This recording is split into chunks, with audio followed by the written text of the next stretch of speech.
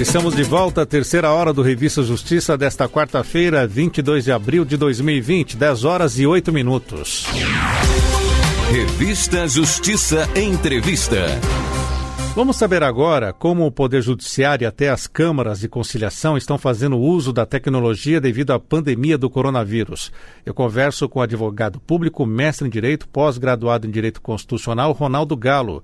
Doutor Ronaldo, seja bem-vindo ao nosso programa. Muito bom dia. Muito bom dia, Sérgio. Bom dia também aos ouvintes. É um prazer esse bate-papo com você. O senhor até participa de uma dessas câmaras de negociação para acordos. Como isso está sendo feito hoje com esta pandemia? Boa pergunta, Sérgio. Eu participo de uma câmara de mediação e arbitragem. Então, nós estamos falando de dois métodos de resolução de conflitos fora do Poder Judiciário, métodos privados de resolução de conflitos, a mediação e a arbitragem. E, especificamente, no nosso caso, da Câmara de Arbitragem que eu participo, muito pouca coisa mudou, porque nós contamos com um processo eletrônico para subsidiar os nossos procedimentos desde 2017. Então, nós sempre fomos uma Câmara cujos procedimentos eles tramitavam nesse processo eletrônico. Então, com a pandemia, nada mudou para nós. Os nossos procedimentos continuam sendo desenvolvidos normalmente. Agora, obviamente que quando nós temos como perspectiva o mundo arbitral como um todo, nem todas as câmaras estavam preparadas para o que pegou a todos nós de surpresa, que foi a crise do coronavírus e uma pandemia que impôs um distanciamento social e a impossibilidade da realização de reuniões físicas. Então, no que diz respeito à mediação e arbitragem, todas as câmaras estão buscando uma forma de prosseguir os seus procedimentos de forma virtualizada. Algumas delas já com processo eletrônico, nós com processo eletrônico desde 2017. O que me parece interessante, Sérgio, destacar também é que pós-pandemia ou mesmo durante a pandemia, nós deveremos ter um grande incremento na quantidade de conflitos.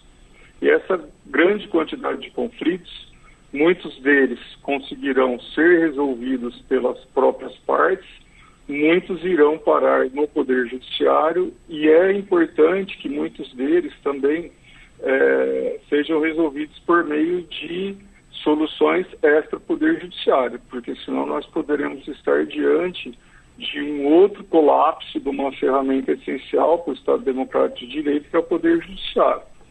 E eu falo com muita tranquilidade da repartição desses conflitos no que diz respeito às diferentes formas de solução, porque hoje no Brasil nós adotamos um sistema de justiça que compreende a utilização do Poder Judiciário em si, sempre uma função importantíssima do Estado Democrático de Direito, mas esse sistema de justiça compreende também as resoluções ou as técnicas de resolução de conflitos que não demandam a intervenção estatal, como, por exemplo, a mediação, a conciliação, a arbitragem e outros instrumentos que são desenvolvidos, que são chamados os designs de resolução de conflitos, ou seja, você montar um design mesmo que vai estar voltado especificamente para o conflito que você que está, aqui estão algumas partes submetidas. Pois não. Pois não, Sérgio. Não, eu ia comentar aqui, o que o senhor estava falando sobre as consequências da pandemia, mesmo depois dela. Já temos hoje estados com um colapso na saúde, no sistema funerário, e futuramente, então, poderemos ter um colapso no judiciário.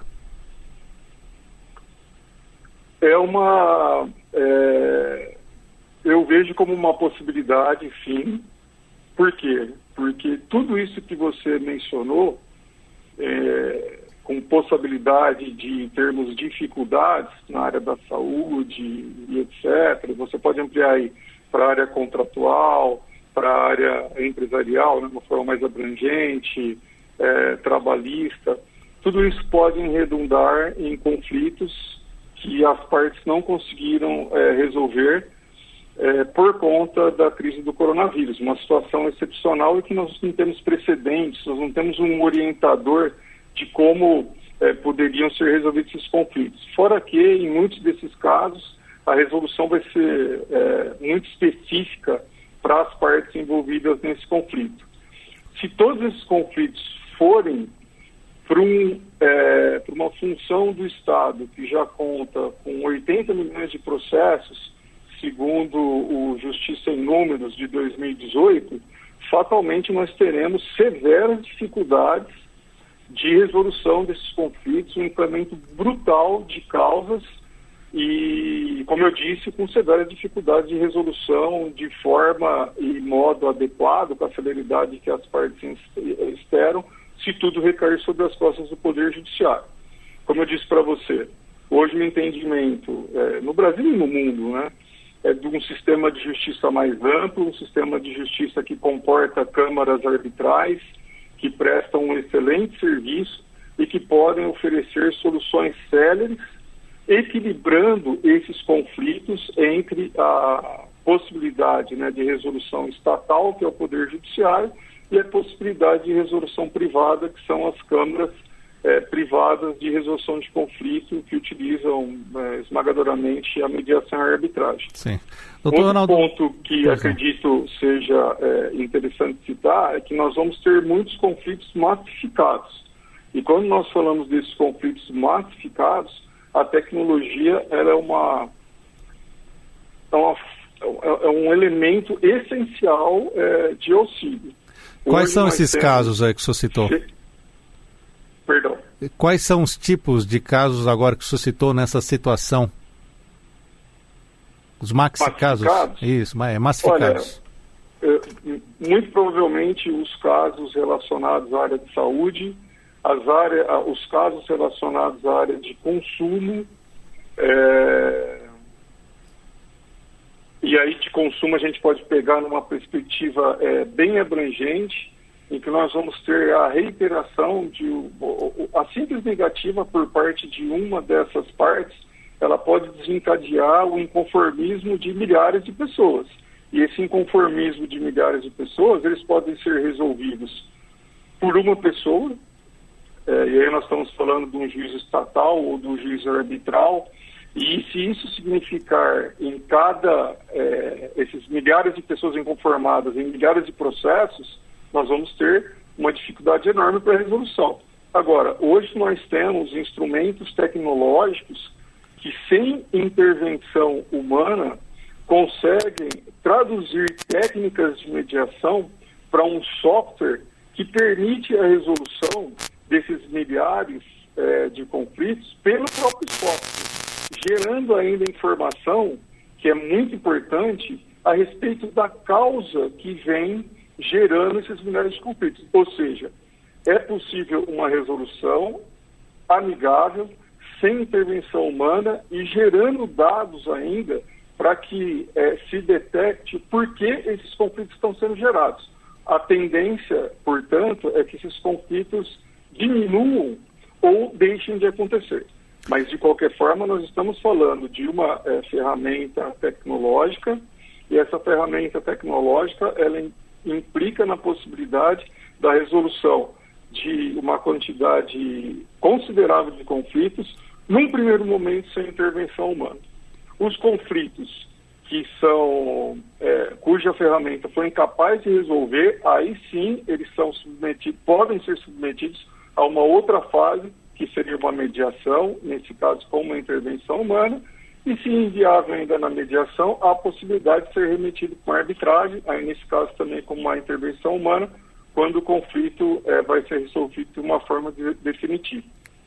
Se você me permite exemplificar, Sérgio, no final da década de 90, quando nós tivemos o início da internet comercial, né, ou do e-commerce, Um dos precursores desse comércio foi um e-commerce norte-americano. E num determinado momento ele percebeu que o e-commerce ele também gerava reclamação. E as primeiras reclamações, elas eram passíveis de resolução por algumas pessoas.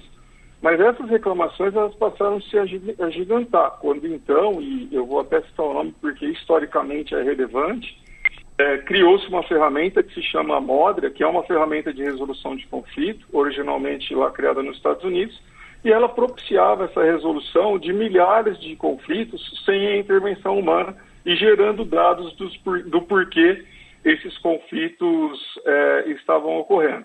Me parece que para o sistema que se avizinha, que é um sistema que nós deveremos converter esse distanciamento e essa reanálise de contratos, desde contratos de pequena inspeção financeira até contratos de grande monta, mas a multiplicidade desse tipo de resolução repetitiva, a utilização de uma ferramenta de resolução, uma ferramenta online de resolução de disputa é essencial para não sobrecarregar o sistema de justiça.